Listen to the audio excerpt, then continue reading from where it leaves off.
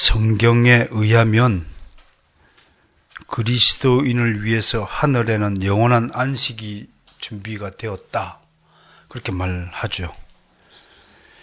그러니까 이를 미리 맛보기 위해서 하나님은 이 땅에서 안식일을 그 제도를 제정해 주셨다. 그러니까 우리가 성경에 있는 안식일의 제도는 천국에 가면 영원한 안식을 이 땅에서 맛보기 위한 하나의 예표적 사건이다. 제도다. 그렇게 볼 수 있을 것입니다. 오늘 본문을 보니까 제7일의 가나에는 어딘가에 이렇게 일렀으되, 이 어딘가는 시편 95편을 말하는 거죠. 지지난주 2주에 걸쳐서 시편 95편을 인용한 히브리스 기자의 성실한 진술을 우리가 충분히 들었습니다. 그죠? 근데 또 한 번 반복하는 거예요. 오늘 9절에서요. 제7일에 그의 모든 일을 쉬셨다 하였으며, 창세기 이야기를 시편 기자가 또 노래했죠. 또다시 거기에 그들이 내 안식에 들어오지 못하리라 하였으니 하면서 히브리 기자가 그러면 거기에 들어갈 자들이 남아있거니와 복음 전함을 먼저 받은 자들이 뭐하지 아니므로 못 들어갔다고, 순종하지 아니함으로가 되어 있는데, 시편 95편에 이 사람들을 뭐라고 표현하냐면 마음이 미혹된 백성들이다. 그렇게 규정해요. 그러면 이제 정리를 해봅시다. 복음을 들었는데 왜 천국에 못 갔어요? 마음이 불순종했는데 그 불순종의 상태가 뭐냐면 마음이 미혹되었다. 여러분, 마음이 미혹되잖아요. 그러면 아무것도 안 보여요. 근데 도박하는 사람을 한번 봤어요. 자꾸 이제 속에서 죄송합니다만 그분에게 손을 잘랐어요. 스스로 도박을 하지 않겠다고. 손가락을 자르는데 잘린 손가락 사이에다가 하도장을 끼고 이렇게 하도를 쳐요. 그만큼 무서운 거예요. 뭔가 하나 미혹되면. 여러분, 진리에는 미혹되는 것이 아니에요. 진리에는 몰입하는 거예요. 그래, 세상거리, 내 육신을 흡족해 하고 내 마음과 기분을 만족해 하는 일들은 미혹이에요. 이스라엘 백성들이 하나님께 집중하지 않고 세속 일에 미혹당하다 보니까 이게 멸망했다. 광야에서 가나안 땅에 들어가 보지도 못하고 땅을 밟아 보지도 못하고 했다. 여러분, 저 교회 문이 있어요. 우리 눈에는 교회당 그냥 좀 문짝이에요, 문짝. 저는 정말 동네 사람들하고 대화하고 하면서도 눈에 보이지 않는 공기는 있는 줄 알면서 눈에 보이지 않는 하나님을 믿지 못하는 것을 보면 정말 기적 같아요. 하나님 못 믿는 백성들도 공기 있어요? 공기 있는 거 알아요? 공기 눈에 보이는 거 알아요? 핸드폰 전파 왔다 갔다 하는 거 눈에 보여요? 근데 그건 있는 것 믿으면서 어떻게 하나님이 계신다는 걸 믿지 못하지요? 결국 정답이 뭔가요? 하나님의 은혜가 주어지지 않으면 절대로 믿겨지지가 않는 거예요. 여러분들이 하나님이 계시다는 것을 믿는다는 것은 여러분들의 이성적인 능력과 추측과 추리 때문에, 논리적 능력 때문에 믿어진 것이 아니에요. 하나님께서 여러분들에게 믿음의 선물을 주셨어요. 여러분들에게 믿음을 주신 이는 하나님이십니다. 하나님이 계시기에 여러분들이 여기 앉아 있는 것입니다. 많은 일들이 우리 인생을 살아갈 때 있지요. 수많은 일들이 일어나지만 여러분은 이제 안심하세요. 여러분들은 절대로 멸망하지 않습니다. 그리고 제발 부탁드리고 싶은 것은 복음의 빛, 진리의 능력을 여러분들이 이미 받으셨어요. 그러니까 주눅들 필요가 하나도 없습니다. 좀 당당하게 살아주세요. 우리는 비록 소수이지만 우리가 가진 힘과 그 능력의 영향력은 어마어마합니다. 어마어마합니다. 그 점을 믿으시길 바랍니다. 바보처럼 남들 보는 앞에서 식사 기도도 못하고 창피한 그런 움직임 하지 마시고 당당하게 기도하시고 당당하게 I'm Christian, 나는 예수 그리스도를 믿는 그리스도인입니다 라는 사실을 자랑스럽게 여길 수 있을 때까지 여러분들의 신앙을 단련해 주셔야 됩니다. 그리고 이날, 이 거룩한 주일날 이 자리에 모여 우리가 함께 예배를 드린다는 사실이 어마어마한 축복의 시간과 축복의 때라는 사실을 믿으시길 바랍니다. 하나님은 여러분들을 예뻐하시고 사랑하여 주시고 여러분들에게 하늘에 속한 모든 신령한 보화, 신령한 복을 주시기 위해서 기다리고 계십니다. 주고 싶어서 안다라고 있습니다. 용돈 주고 싶어서 안다라고 있는데 용돈 받을 자격을 가진 사람이 안 보이는 거예요. 왜? 마음이 미혹되었기 때문에. 마음이 딴 데 가 있는 거예요. 하나님에게만 마음이 가 있으면 하나님이 여러분의 인생을 책임을 져주세요. 그것은 하나님이 성경에 곳곳에서 수없이 약속했어요. 너는 내 아들이라 내가 너를 지명하여 불렀다. 그 말씀 속에는 내가 네 인생을 앞으로 책임을 진다. 전적으로 나를 의뢰하라. 네가 나를 전적으로 믿고 따른다면 내가 네 인생길을 다 지도할 것이다. 책임질 것이다. 그게 하나님이십니다. 그렇게만 되면 다른 데 신경 쓸 거 없어요. 하나님만 생각하세요. 그러면 여러분들의 인생길이 술술술술 다 풀릴 것이라고 수없이 말씀하심에도 불구하고 이 백성은 계속해서 다른 곳에 마음을 쓰는 거예요. 그리스도인의 본분이 뭡니까? 우리가 해야 될 게 뭡니까? 하나님을 믿고 하나님을 찬양하고 하나님께 영광을 올려드리는 일이 우리의 본분입니다. 가장 패역한 백성, 가장 하나님이 싫어하는 교만한 자가 누굽니까? 자기 본분을 벗어난 일을 하는 사람입니다. 가장 흉측한 목사가 누구일까요? 목사가 목사답지 않은 일에, 목사가 해야 되지 않아야 될 일에 가담하는 것. 가장 나쁜 군인이 누굽니까? 자기 초소를 지켜야 되는데 타령하는 군인은 그건 영창에 가야죠. 학생은 공부하는 것이 본분입니다.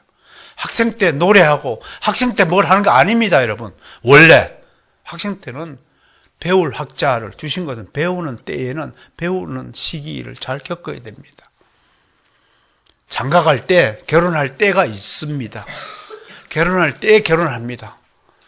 10살짜리가 결혼하겠다고 부모한테 오면 여러분들 그거를 용납할 수 있는 부모가 있습니까? 그 사람을 보고 뭐라고 그럽니까?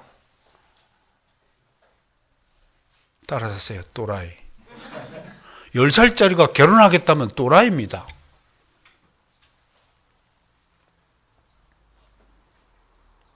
우리의 본분은 하나님을 섬기는 것입니다. 그런데 이들은 오늘 본문에서 마음이 미혹된 백성으로서 하나님의 안식에 들어가지 못했다고 말씀하고 있습니다.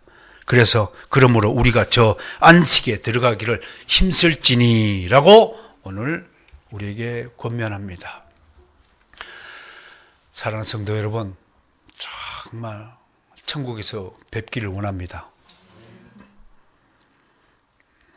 제가 제일 먼저 가 있을 것 같은데요. 이 무리 속에서는 먼저 가서 우리 바르선 동네를 내가 길 닦고 있을 테니까 쓸고 닦고 잘 준비해 있으니까 그때 뵙시다.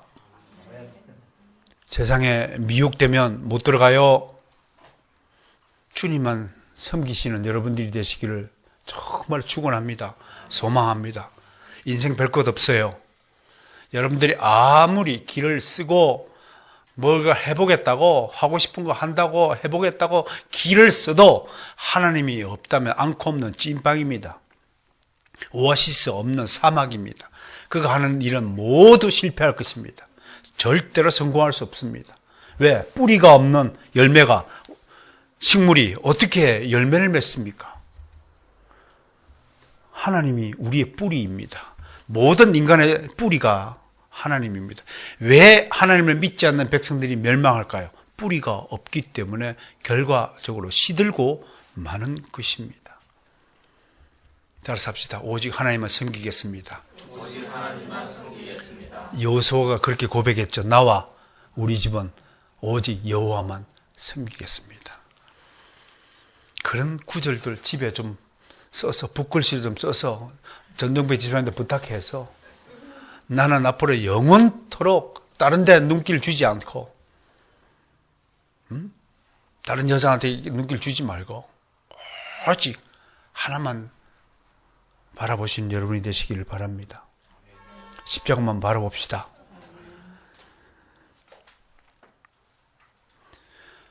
아무튼 하나님은 자기만 바라보라고 특별한 날을 제정해 주셨어요.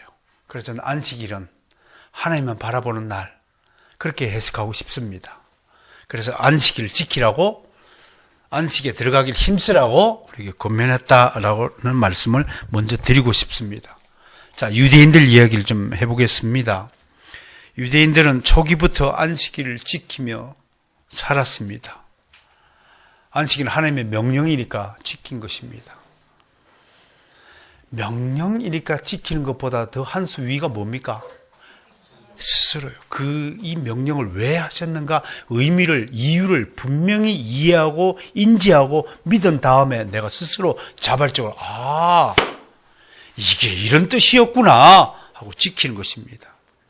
근데 유대인들은 그것보다는 하나님이 명령했으니까 엄마 아빠가 그냥 학원 가라고 하니까 학원 가는 아이들이 있어요. 공부가 정말 하고 싶어서 엄마 나 조금만 더 하면 100점 맞을 것 같은데 좀 미안하지만 엄마 나 학원 좀 보내줘. 아버지 나 공부 좀 시켜줘요. 그런 것이 아니라 억지로 가는 겁니다. 유대인들이 그런 상태였다고 합니다. 그리고 유대 사회에서는 이 안식일을 어기는 자를 매우 엄하게 다스렸습니다. 죽음으로 죗값을 치러야 했습니다. 민수기 15장에 있는 이야기예요. 어떤 한 사람이 안식일에 산에 가서 나무를 해가지고 왔어요. 아마 집에 땔감용 나무가 다 떨어진가 보죠. 자식들 생각해서 추운 운동설 안에 빨리 땔감 구해가지고 불을 지펴서 자기 가족들 따뜻하게 해줄 모양이었습니다. 그런데 이 동네 사람들이 이 사람을 붙잡아가지고 모세와 아론 앞으로 끌고 왔다고 되어 있습니다. 모세는 그런데 이런 경우에 어떻게 이 사람을 처리해야 될지 안식일 규정이 제대로 없어가지고 하나님께 나와 기도합니다. 그랬더니 하나님이 돌로 쳐 죽이라고 말했다고 하는 장면이 민수기 15장 이야기입니다. 그래서 온 회중이 그를 진영 밖으로 끌고 가서 이른바 투석형 돌을 던져서 죽이고야 말았습니다. 안식일 어기는 것이 어마어마한 거지요. 여러분들 주일 예배 어기는 것을 가볍게 생각한다? 하나님은 절대로 가볍게 여러분들을 대하지 않습니다. 반드시 기록해 두십니다. 체크. 하나님은 시험관이시라는 것, 채점자라는 사실을 잊지 마시기 바랍니다. 반드시 카운트 하십니다. 오늘 그 카운트 한다는 말이 영어 성경에 He must give account라고 되어 있어요. 반드시 카운팅합니다. 잊지 마시길 바랍니다. 이뿐이 아니죠. 심지어 안식일에는 자신이 부리는 종들에게도 일을 시키면 안 된다고 하였습니다. 오직 안식일에는 하나님을 예배하기 위하여 성막에 모여야 했습니다. 예루살렘 성전에 모이지 못하는 지방 사람들은 각자 회막을 만들어서 그곳에 모여 함께 예배하였습니다. 사람만 안식하는 것이 아니었습니다. 안식년이라고 하여서 토지도 매 7년째에는 안식시켰습니다. 아무 농작물 씨앗도 뿌리면 안 됐습니다.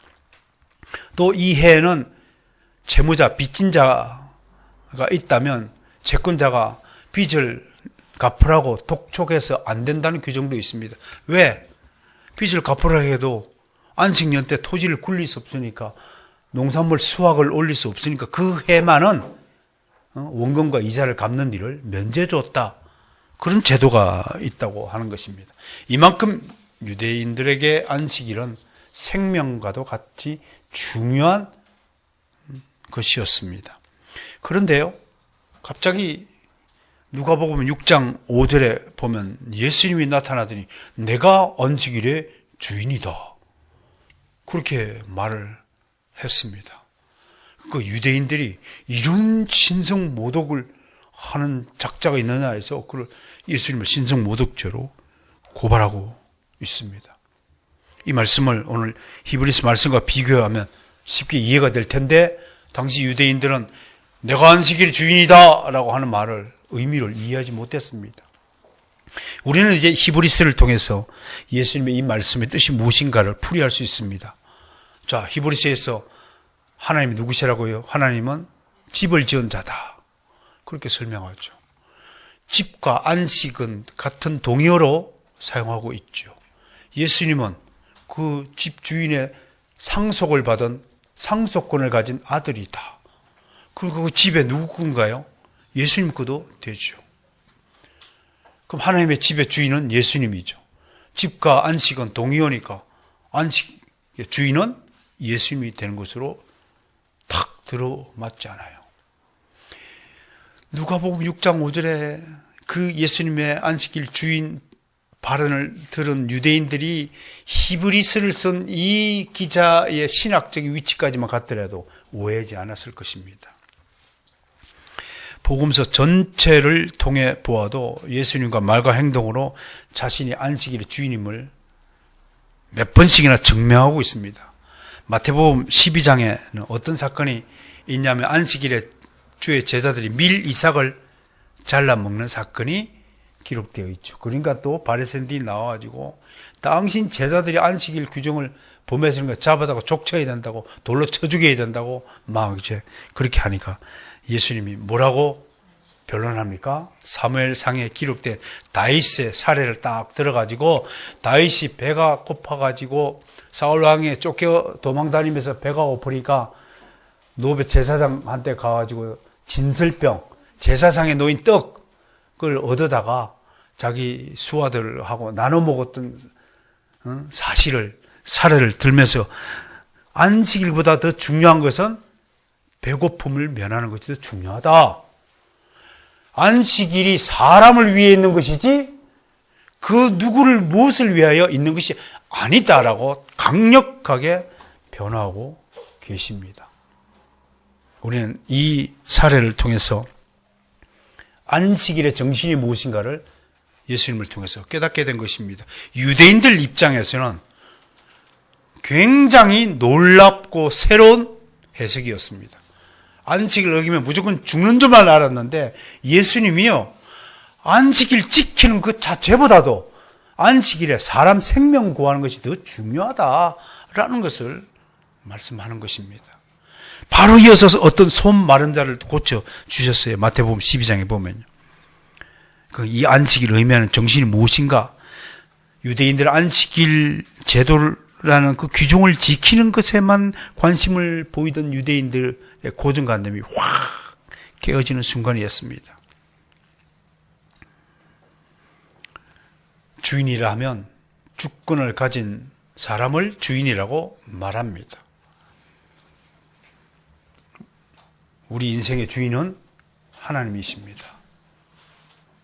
내 인생의 주인은 내가 아니라 하나님이십니다. 하나님이 나를 만드셨고, 하나님이 나를 죄를 사해 주셔서 새로운 피조물로 만들어 주셨고, 하나님이 지금도 나와 함께 하시고 나를 계속 거룩한 인생으로 이끌어가고 있습니다. 내가 하는 일은 순종한 일밖에 없습니다. 내가 하는 일은 그냥 Thank you my God, 하나님 감사합니다, 그 말 하는 것 이외에 할 수 있는 일이 없습니다.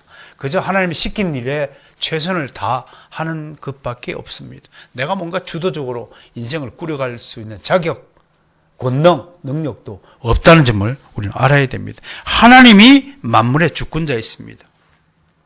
믿으십니까?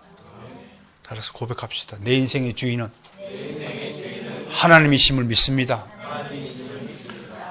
자, 이제 이 안식일이 오늘날 우리가 드리는 주일과 그럼 어떤 관계가 있는가를 살펴보는 것이 오늘 설교의 핵심입니다. 초대교회 사람들은 유대인과 함께 안식일을 지켰습니다. 그것이 성경의 기록이죠. 그런데 자꾸 이방인들 사이에서 예수 그리스도인들이 숫자가 계속 늘어나는 것입니다. 한 곳에 있을 수가 없죠.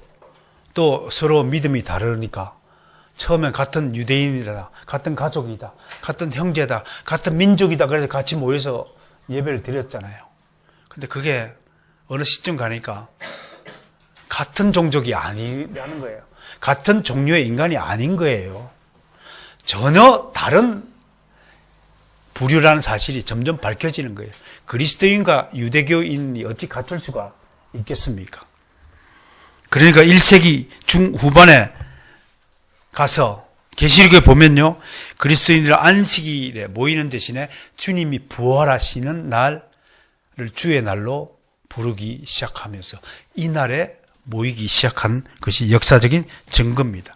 이때부터 주일 예배를 드리기 시작했습니다. 그러니까 유대인들로 말하면 우리가 드리는 이 주일은 안식 후 첫날이 되는 것입니다. 안식 후 첫날에 우리가 예배를 드리기 시작했습니다. 네, 안식 후 첫날을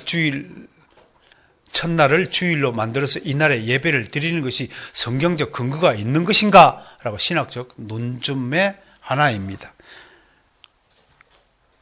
성경 구절들을 하나씩 찾아보겠습니다. 마태복음 20장 19절에서 23절, 여기서는 예수님은 부활하신 후 안식 후 첫날인 주일에 다락방에 모인 제자들에게 나타났습니다. 이때 의심하는 도마가요, 예수님의 부활을 믿지 못하고 다락방으로 찾아오신 예수님의 옆구리에 손을 직접 넣어 보았다는 기록도 함께 있습니다.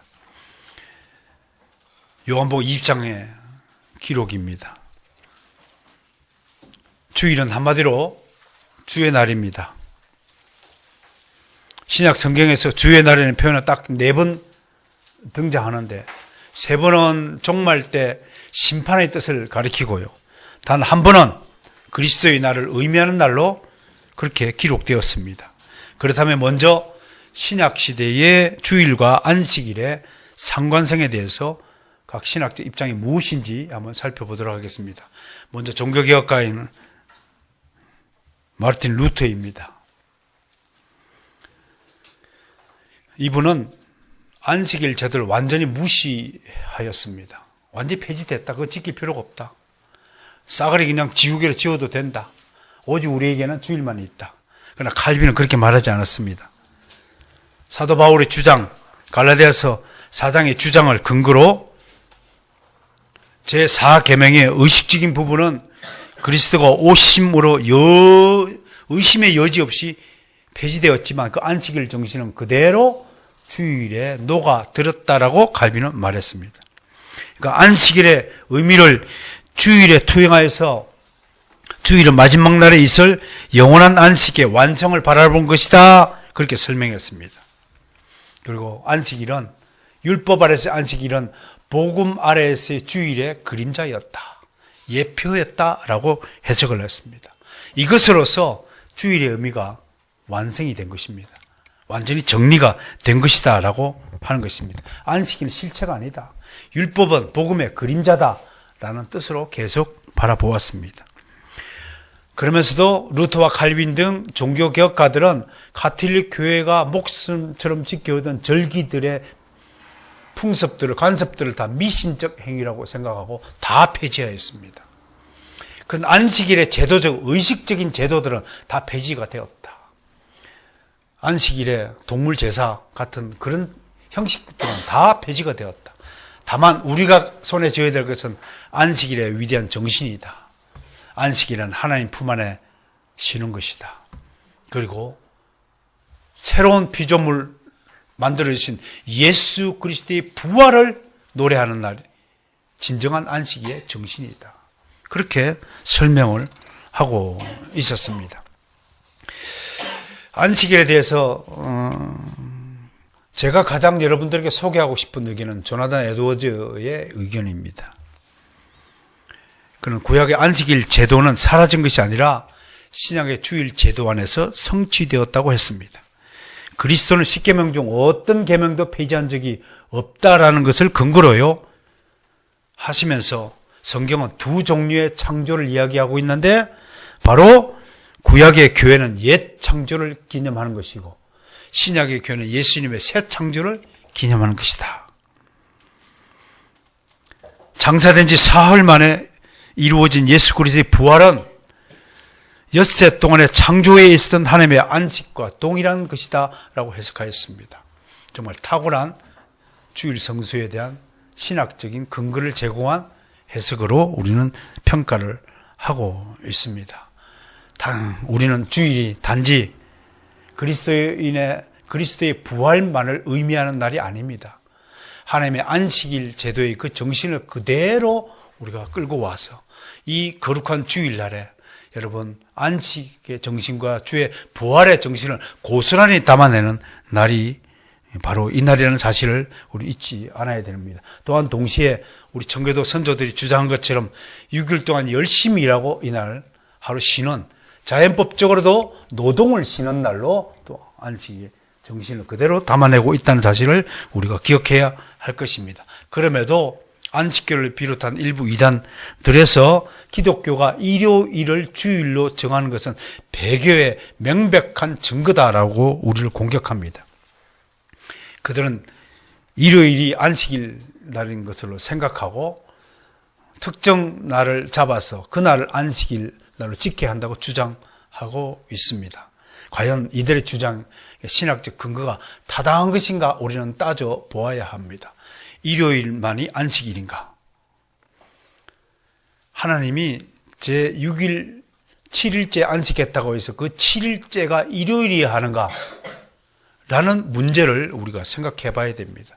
여러분들 이런 안식일과 주일 개념에 대해서 여러분들이 먼저 고정관념을 깰 필요가 있다고 할 것입니다. 여러분, 그들은 일요일이 원래 로마 제국 시대에 태양을 숭배하는 날이었다고 근거를 대면서 일요일을 주일로 정한 것은 이교와 종교적으로 혼합한 결과다라고 우리를 공격합니다. 토요일은 안식일이고 일요일은 주일인가? 그 개념이 아니라고 하는 것을 여러분에게 설명하고자 하는 것입니다. 다만 자연법적으로 고대 바빌로니아와 로마 제국에서 행해오던 일주일 중에서 마지막 쉬는 날이 일요일이기 때문에 오늘 우리가 일요일을 주일로 삼은 것이지 무슨 로마 시대 때 태양신을 섬기기 위하여 이 날을 우리가 주일날로 정했다고 하는 그런 주장은 있을 수 없는 것입니다. 여러분 고대 바빌로니아로 이 일주일의 기원은 거슬러 올라갑니다. 원래 일주일의 기원은 창세기로 거슬러 올라가야 되지만 고대 바벨론 국가에서 일주일 개념을 했는데 왜 일요일, 월요일이 정해졌냐면 일요일은 태양을 섬기는 날, 그 태양 일자이고요. 월요일은 달의 날이고 화요일은 화성의 날, 수요일은 수성의 날, 목요일은 목성, 금요일은 금성, 토요일은 토성을 섬기는 날로 삼았습니다. 그렇다면 자기들은 안식교는 토성을 섬기는 날을 자기들 안식일로 삼았었습니까? 이론적 근거가 전혀 없는 것입니다. 오늘날 우리가 영어로 Sunday, Monday, Tuesday, Wednesday의 근거는 로마 제국에서부터 비롯된 것입니다. 로마 제국은 일요일은 태양신을 숭배했고요. 선을 숭배했고요. 월요일은 달의 신, 달의 신, 문에서 먼데이가 나와서 달의 날이고, 화요일에는 전쟁의 신 티러에서 튜즈데이가 나왔고요. 수요일은 폭풍의 신 오딘 혹은 우든, 그래서 우든에서 웬즈데이가 나왔고요. 목요일은 토로에서 목요일 뭐죠? 서스데이인가요? 그 다음에 금요일은 사랑의 신 프레야에서 프라이데이가 나왔고요. 토요일은 땅의 신 사투르누스에서 세르데이가 유래했다는 것이 정설입니다. 오늘날 일주일에 각 이름들은 바로 여기서 유래했습니다. 그러므로 안식교가 주장하는 논리들을 하시면 토요일을 주일로 삼는 자신들은 땅의 신을 숭배하는 이교도에 불과한 것이 됩니다. 그런 차원이 아니라는 것을 여러분에게 명백히 하고, 토요일 안식교가 우리 주변에 제7 안식교 같은 교단이 있는데, 그런 교단의 주장들이 정말 신학적 근거가 전혀 아니라는 사실을 다시 한번 밝혀두는 것입니다. 신약 성경에는 오늘날 주일을 일요일로 하는 규정에 대해서 많은 근거를 찾을 수가 있습니다. 결론적으로 말하자면 기독교의 주일은 안식 후 첫날이 되는 셈입니다. 예수 그리스도는 당신의 안식일의 주인이라고 하셨고, 안식일이 사람을 위해 있는 것이지 사람이 안식을 위해 있는 것이 아니라고 말씀하셨고, 예수님은 안식 후 첫날에 부활하셨고, 막달라 마리아를 비롯한 여러 여자들은 안식 후 첫날 부활하신 예수님을 찾아 만나 본 날이고, 다락방에 모여 부활하신 주님이 찾아오신 것도 안식 후 첫날이었고요. 그 다음에 계시록에 따르면 사도 요한이 성령에 감동되어 7교회의 계시를 본 그날도 바로 안식 후 첫날인 주의 날이었다라고 성경 기록하고 있습니다. 우리 교부들도 이런 주의 날에 대해서 아무런 신학적 이의를 제기하지 않았습니다. 우리 기독교회는 안식일 정신을, 하나님의 안식일 제도를 잃어버린 것이 아니라 그대로 살려서 주님께서 새로운 세상을 여시고 새로운 피조물로 만드신 그 부활을 영원토록 기념하는 날을 제정해 주셨기에 우리가 주일을 일요일로 삼아서 이날 예배를 드리게 된 것이라는 것을 여러분들에게 깔끔하게 정리해 두는 것입니다. 그러면 안식교인들이 여러분들이 찾아와서 니네는 왜 일요일날 예배를 드려? 토요일이 원래 안식인데, 그러면 그들은 아직도 유대교의 굴레에서, 범주에서 여전히 벗어나지 못하고 아직도 그들은 구약시대에 살아가고 있는 백성이라는 사실을 직감하시고, 그들에게 위대한 예수 그리스도의 복음의 빛을 비추어질 의무를 여러분이 가지고 있다는 것을 말씀을 드립니다. 그럼에도 오늘날 주일 성수에 대한 개념이 흐려지고 있음을 참으로 안타깝게 생각합니다. 그 원인이 뭘까 생각해보면 여러분들 스스로가 이 땅에 사는 그리스도인들이 부활에 대한 믿음과 중요성이 약화되었기 때문이다 라고 저는 생각을 해봅니다. 부활에 대한 신앙이 기독교 신앙의 핵심이라는 사실을 지난주에도 제가 강조하였습니다. 부활이 없다면 사도 바울의 표현대로 하면 믿음도 헛것이다. 우리 부활이 있기 때문에 하나님의 집에 안식하러 들어가는 것입니다. 부활하지 않는다면 우리는 아무런 존재도 아닙니다. 역사적으로 주일 성수에 대해 가장 올바른 전통을 세웠다고 평가되는 우리 청교도 신조들은 일요일을 주일로 지키는 일을 당연시했고, 그 자녀들에게 어떤 일이 있더라도 주일 성수를 어기는 일을 용납하지 않은 전통을 우리에게 세워주셨습니다. 우리 한국교회도 초반부에까지는 70대까지 80대까지만 해도 주일날 예배를 거르는 것은 상상도 하지 못하는 시절도 있었습니다. 그럼에도 세상이 복잡해지고 자꾸 개인의 역할이 늘어감에 따라서 일요일에도 일이 생긴다면 일을 하게 되는 그런 우를 지금 범하고 있는 것을 안타깝게 생각을 하는 것입니다. 하나님의 능력을 의심하지 하는 것은 아닐까요? 하나님이 계시다는 사실은 그 의식이 약화된 건 아닐까요? 감사하게도 저에겐 변치 못할, 부정할 수 없는 하나님의 믿음이 하나 있습니다. 그것은 제 머릿속에 늘 지금도 저는 제 안에 계신 하나님보다도 제 위에서 나를 쳐다보는 하나님을 계속 의식합니다. 지금 이 설교를 하는 순간에도 제 위에서 나를 쳐다보는 하나님의 모습이 머릿속에 그려집니다. 어떤 말을 하든 어떤 행동을 하든 하나님이 나를 지켜보신다는 그 의식이 잠시도 제 머릿속을 떠나지 않는 것입니다. 그래서 허투루 다른 행동을 할 수가 없는 거예요. 하나님이 기뻐하시는 일만 하는 겁니다. 하나님 나를 쳐다보시는 겁니다. 그 믿음이 여러분들에게도 전수되어서 동일한 믿음을 가지시기를 주 여러분 축원합니다. 하나님이 당신을 쳐다보고 계세요. 그 생각하면 어떨 때는요, 늦잠을 자다가도 몸이 부르르 떨립니다. 월떡 자리에서 일어날 수밖에 없습니다. 하나님이 소리치시는 것 같아서 내 이놈! 이 게으른 놈아! 저 바깥 헌대에 가서 추위에 울며 떨며 이를 갈리라 하는 그 경고의 말씀 때문에 게으름을 필 수가 없습니다. 올해 또 하나님께 약속한 책을 쓰기 위해서 또 나름대로 게으름을 필 수가 없습니다. 집에서 자리에 앉으면 다시 나오기 싫은 것은 우리의 저뿐만 아니라 여러분들도 마찬가지입니다. 한번 누운 자리를 다시 일어선다. 그거 쉬운 일이 아닙니다. 그런데요, 정말 저는 감사하게도 그때마다 하나님이 소리칩니다. 일어나라. 그 벌떡 일어나서 쫓아 내려와서 이제 책상으로 와서 밤에 자리에 앉게 됩니다. 여러분, 하나님을 의식하며 살아가시기를 부탁드립니다. 주의를 어겼을 때 하나님이 어떤 표정으로 당신을 쳐다볼지를 상상하며 살아가 보세요.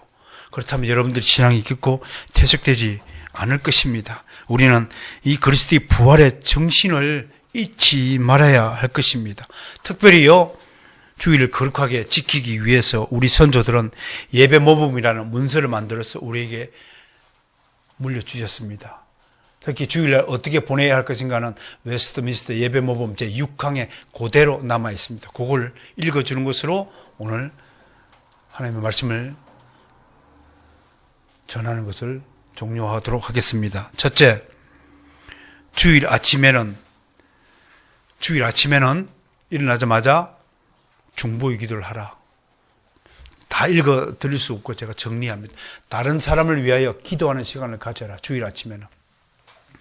평일 아침에는 자기 자신을 위해서 기도하다가도 특별히 교회와 목사님을 위해서 기도하라고 그렇게 되어 있습니다.